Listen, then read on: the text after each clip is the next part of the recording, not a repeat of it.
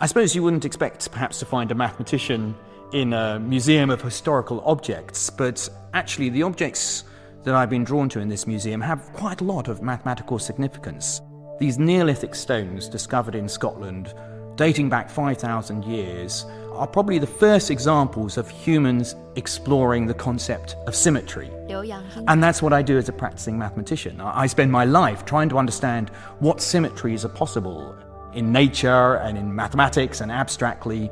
And here, I've got a connection going back 5,000 years to people who are already trying to understand how can I arrange patches on the side of these stone balls in a symmetrical manner.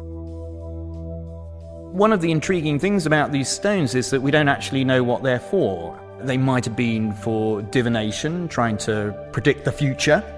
They might have been part of a game.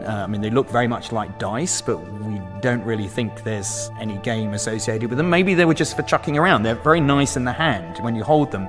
Or maybe they were symbols of power in the clan.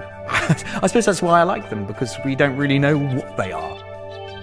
留洋英语 If I had a theory about why they were doing this, it would be that actually they were starting to be mathematicians. And that here we see the first example of abstract thought at work, that these weren't for a purpose.